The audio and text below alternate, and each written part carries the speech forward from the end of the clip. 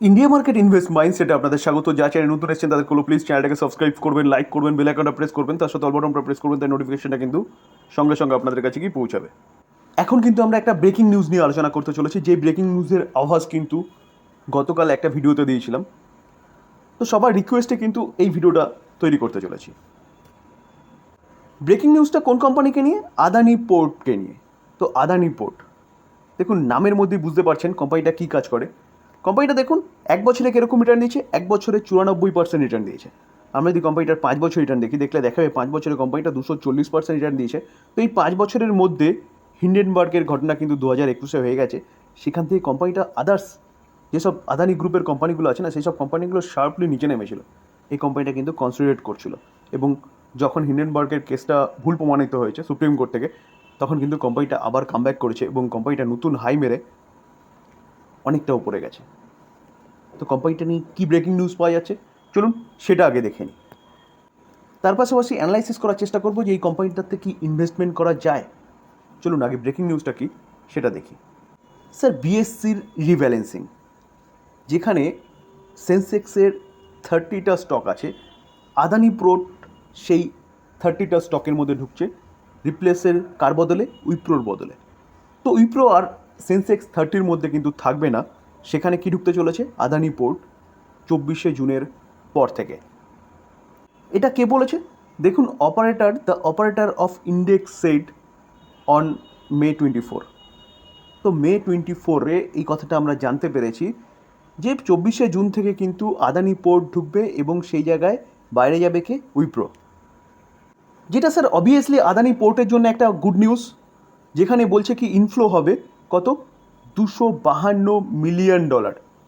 এবং উইপ্রো যেহেতু বাইরে যাচ্ছে, উইপ্রোর জন্য খারাপ নিউজ। তো উইপ্রো থেকে আউটফ্লো হবে কত? $161 মিলিয়ন। এটা কিন্তু অনুমান করা হচ্ছে। তো সেই জায়গায় দাঁড়িয়ে এই ইনফ্লোটা কোথা থেকে আসবে? দেখুন, ইন্ডেক্সের পার্ট হচ্ছে, সেন্সেক্সের পার্ট হচ্ছে। তো ইন্ডেক্স ফান্ড থাকে, সেন্সেক্স 30 ইন্ডেক্স ফান্ড বা লার্জ ক্যাপ ইন্ডেক্স ফান্ড, এরকমভাবে প্রচুর ইন্ডেক্স ফান্ড রয়েছে বা ইটিএফ রয়েছে, যেগুলোর কিন্তু এক্সপোজার সরাসরি ইন্ডেক্সের মধ্যে যেসব কোম্পানিগুলো রয়েছে তার মধ্যে থাকে। তো এই যে ইনফ্লোর কথা বলা হচ্ছে না, ইনফ্লো কিন্তু সেখান থেকে আসতে পারে, সেখান থেকে আসবে বা আসতে পারে বলতে পারেন। এবং তার পাশাপাশি এই আউটফ্লো মানে উইপ্রো বেরিয়ে যাচ্ছে, মানে উইপ্রো থেকে কিন্তু সেই সব ইন্ডেক্স কোম্পানিগুলো বা ইন্ডেক্স ফান্ডগুলো কিন্তু বেরিয়ে যাবে। তো সেখানে কিন্তু এই উইপ্রো থেকে আউটফ্লো হতে পারে। তো স্যার, যে কোনো কোম্পানি এমনি এমনি কিন্তু ইন্ডেক্সে স্থান পায় না। সেন্সেক্স 30 একটা ব্যাপক বড় ইন্ডেক্স কিন্তু বলতে পারেন ভারতীয় মার্কেটে, যেখানে কিন্তু টোটাল ওয়ার্ল্ড মার্কেটকে নির্দেশ করছে। সেন্সেক্স আজকে কতটা উঠলো কতটা পড়লো ওই 30টা স্টকের উপর ডিপেন্ড করছে। তো এই আদানি পোর্ট সেখানে স্থান পেতে চলেছে, মানে আদানি পোর্টের জন্য কিন্তু একটা ব্যাপক বড় নিউজ বলতে পারেন। তো সেই জায়গায় দাঁড়িয়ে স্যার এই কোম্পানি নিয়ে কিন্তু আপনি চিন্তাভাবনা করতে পারেন। এখন কথা হচ্ছে যে আমরা অ্যানালাইসিস করার চেষ্টা করব যে এই কোম্পানিটা কতটা ভালো কোম্পানি, বা এই কোম্পানিটা ইনভেস্টমেন্ট করা কতটা সেফ হবে। তো চলুন অ্যাট ফার্স্ট আমরা কি কোম্পানি কি বিজনেস করে সেটা দেখে নিই।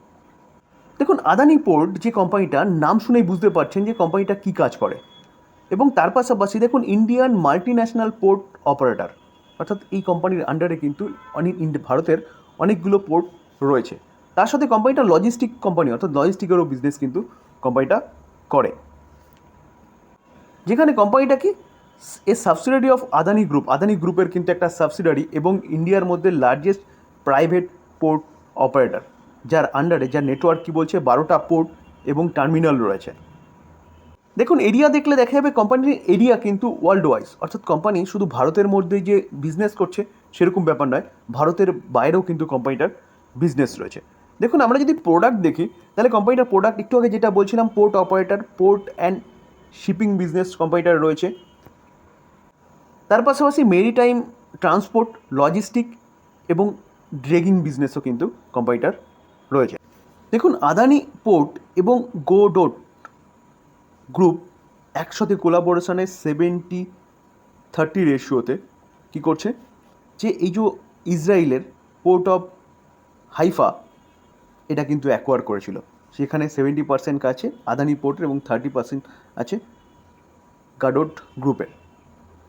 তো সেই জায়গায় দাঁড়িয়ে স্যার যেটা একটু আগে বলছিলাম, যে কোম্পানি শুধু দেশের মধ্যে নয়, বিদেশেও কিন্তু কোম্পানিটা এক্সপোজার রয়েছে এই সেগমেন্টে।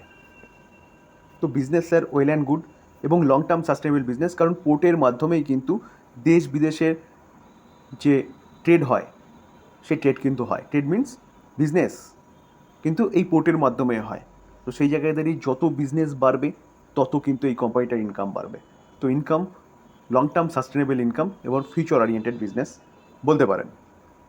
আমরা যদি কোম্পানিটার রিজার্ভ দেখি, দেখলে দেখা যাবে দেখুন 5 বছর আগে কত 19,000 ছিল, সেটা 21,200 হয়েছে, 21,000টা 25,900, 25,900টা কত হয়েছে 28,100, 28,900।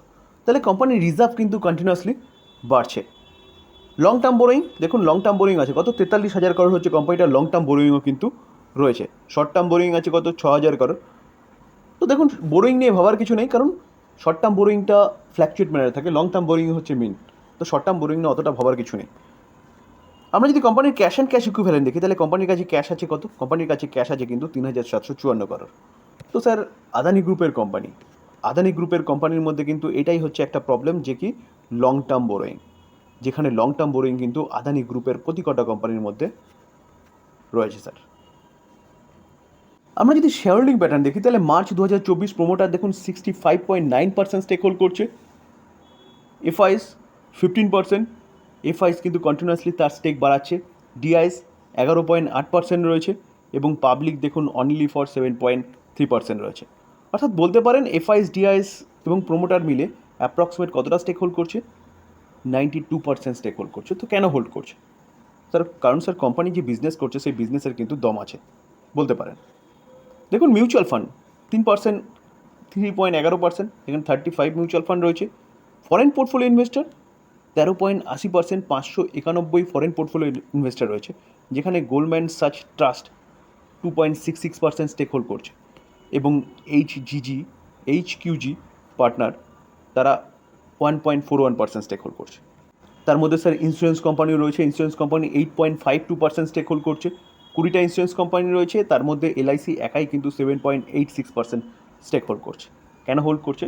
কারণ কোম্পানি যে বিজনেসটা করছে সেই বিজনেসের দম আছে, ভবিষ্যতে কিন্তু এই বিজনেস আরও গ্রো হবে। যত ট্রেড বাড়বে তত কিন্তু বিজনেস গ্রো হবে। মার্কেট ক্যাপ কত? কোম্পানিটার মার্কেট ক্যাপ 3 লাখ করোড়, অর্থাৎ একটা লার্জ ক্যাপ ক্যাটাগরির কোম্পানি।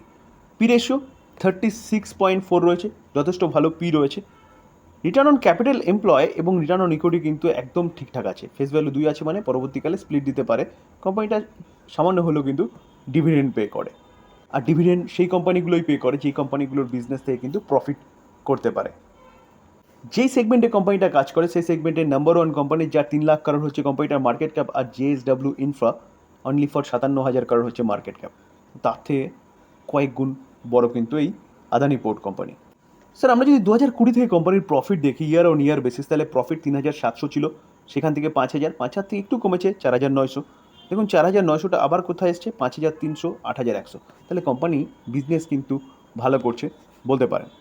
যেখানে আমরা যদি কোম্পানির সেলস গ্রোথ দেখি, তাহলে দেখতে পারবো দেখুন সেলস গ্রোথ 10 বছরে 19%, 5 বছরে 20%, 3 বছরে 29%, কারেন্ট ইয়ারে কিন্তু 28% হয়ে গেছে। তাহলে কোম্পানির যে সেলস গ্রোথ সেটা কিন্তু কন্টিনিউয়াসলি বাড়ছে বলতে পারেন। প্রফিট গ্রোথ দেখলে দেখা যাবে 10 বছরে 18%, 5 বছরে 16%, 3 বছরে 19%, কারেন্ট ইয়ারে 34%। তাহলে কোম্পানির প্রফিট গ্রোথও কিন্তু কন্টিনিউয়াসলি বাড়ছে। তার পাশাপাশি যদি আমরা স্টক সিজিআর গ্রোথ দেখি, দেখলে দেখা যাবে 10 বছরে কোম্পানিটা 20% করে বানিয়ে দিয়েছে, 5 বছরে 28%, 3 বছরে 23%, কারেন্ট ইয়ারে 95%। স্টক সিজিআর গ্রোথ অর্থাৎ শেয়ার হোল্ডারদের কীরকমভাবে টাকা বানিয়ে দিয়েছে সেটাও কিন্তু যথেষ্ট ভালো বানিয়ে দিয়েছে। রিটার্ন অন ইকুইটি ঠিকঠাক আছে বলতে পারেন। তো স্যার কোম্পানির বিজনেস এবং sales growth, profit growth, continuously balance sheet বাড়া, শেয়ার হোল্ডিং প্যাটার্ন একদম পারফেক্ট। তো সেই জায়গায় দাঁড়িয়ে স্যার এই কোম্পানি কিন্তু চিন্তাভাবনা করতে পারেন, যেই কোম্পানিটা কিন্তু সেন্সেক্সের মধ্যে আসতে চলেছে। আমি প্রথমেই বলেছিলাম যে সেই সব কোম্পানিগুলোই কিন্তু নিফটি বলুন, সেন্সেক্সে বলুন স্থান পায়, যেসব কোম্পানিগুলো কিন্তু মজবুত এবং বিজনেস ওয়েল অ্যান্ড গুড।